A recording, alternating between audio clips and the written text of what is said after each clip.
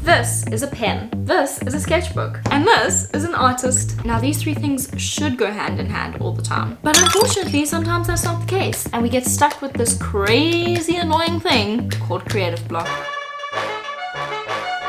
So let's chat about it. How to overcome creative block, how to get motivated again, how to find inspiration, how to deal with all of this stuff in your brain that's just not working.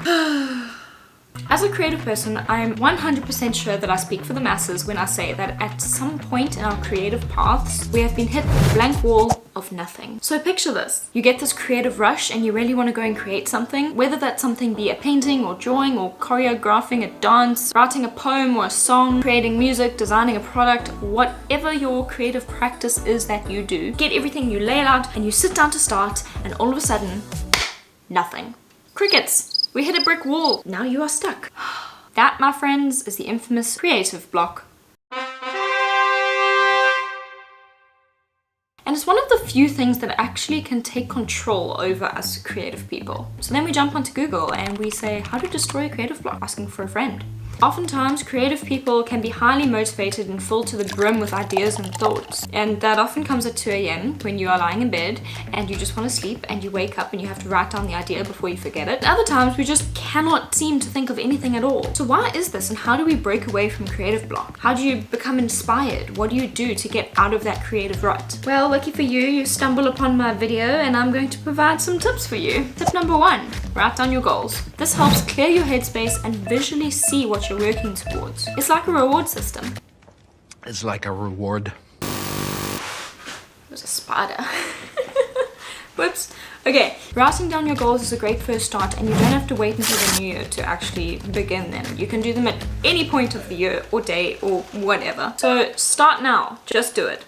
This is not sponsored by Nike, by the way. Tip number 2, take a break. Move away from what you're doing for a little while so that your brain can actually have a complete reset and rest, so when you revisit the project, you are completely fresh to look at it with new eyes again. Spend 15 minutes learning a new language on an app, build some Lego, go for a walk, play outside, play with your dog, stroke your cat, cook something new. You don't necessarily need to be challenging your brain, but just do something that is not at all related to what you're working on. Tip number 3, I do this having a bunch of different projects going on at the same time so that you can rotate between all these different things that you're doing. I like to have 5 or 6 unfinished projects, and I kind of just like work around the projects, and when I get bored of one I go to the other, and then I get bored of that and move to the other. So I'm constantly keeping my brain active and changing it up with different tasks. It does take a lot of discipline though to actually finish all of those tasks. That is another story because I'm still working on that one. Tip number 4 is change. Change your mediums. A new medium means a new way of thinking. You gotta shift your mindset. This is a great way of getting your mind out of a rut. Or even just change the type of pen that you're working with. Or get a different size paintbrush. Or paint using your fingers. Use a medium the way in which you wouldn't usually use it. So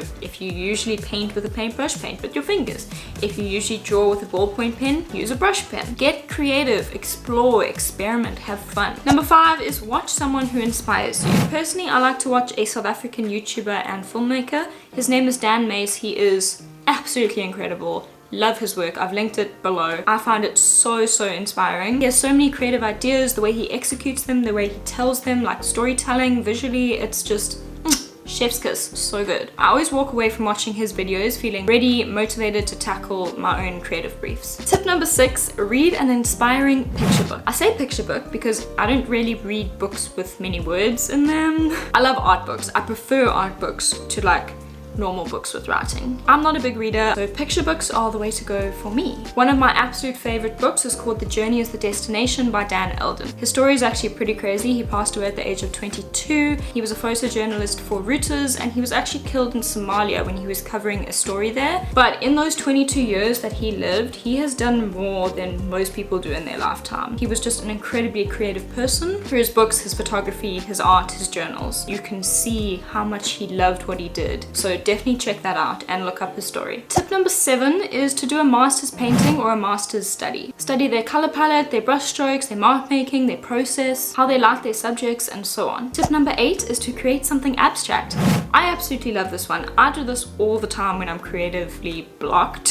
This is probably like my go-to thing that I end up doing. It works for me every time because there's absolutely no formula. Literally, I just get a random mixed media, pens and cookies and pencils and paint and everything, put it all together and just put it all on a canvas or in a sketchbook, and I just go crazy. There's no right or wrong. You can do whatever the heck you want. That really helps me. If you're a digital artist, you can also do that digitally. I do it on my iPad, where I literally just like use as many Procreate brushes as I possibly can in one artwork, and I use as many colors as possible. Or I'll put my iPad into grayscale and I'll start doing a painting or a drawing without knowing what colors I'm using. So that's also another really great way to get out of a creative rut, because you don't know what colors, so you're kind of just creating, and it's very exciting. It's such a rush when you like put the color filter back on and then you see all the colors that you used. It's really cool. So try that. Tip number 9. So if you're overwhelmed by what I said in tip number 8 by using everything, set yourself a challenge and only use 1 or 2 markers, or do like a 3-color marker challenge or a 1-line drawing. I also did a video once where I used every single one of my markers in one artwork. I'll link it up above. It was 200 pens in one artwork. So that's another thing that you can try and do. Set limits, challenge yourself, and push those creative boundaries by doing a challenge. Tip number 10, start journaling or doodling to get your ideas down on paper. There's no better feeling than actual tactile, physical paper, pen and paper, and writing down your ideas, your feelings, your thoughts onto paper. Digital diaries are great, and I know that they are like the super hype right now, and typing is super easy, but there is a problem. You can type and then you just backspace it if you don't want it or like it or need it. Actually writing it down on physical paper with a pen so I can't rub it out is a much more personal process for me, so I would suggest going that route as opposed to a digital diary. Tip number 11, this is controversial, but I would say have a glass of wine. Obviously, if you are underage or prefer not to drink, scratch this tip and move on to the next one. But personally, I find this works for me, and I usually have a lot of creative ideas after like 2 glasses of wine.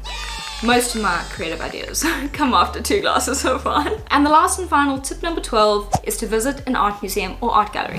I love art museums, art galleries. Oh, it is, I mean, I could spend hours every day in an art museum. I know that this is not always a possibility for people though, but if you live in a city, if you have access to an art museum, I would definitely suggest going and checking it out and getting some inspiration. So to sum everything up, I want to remind you that creativity is not a linear path. It's not just like point A to point B. We go in squiggles and circles and all sorts, and tie knots and twist and turn and all sorts to get to the final product. There are so many ups and downs that happen throughout the process. It's all part of the journey, so as creators, we embrace that. So those are my tips for conquering a creative rut and having creative people versus creative block.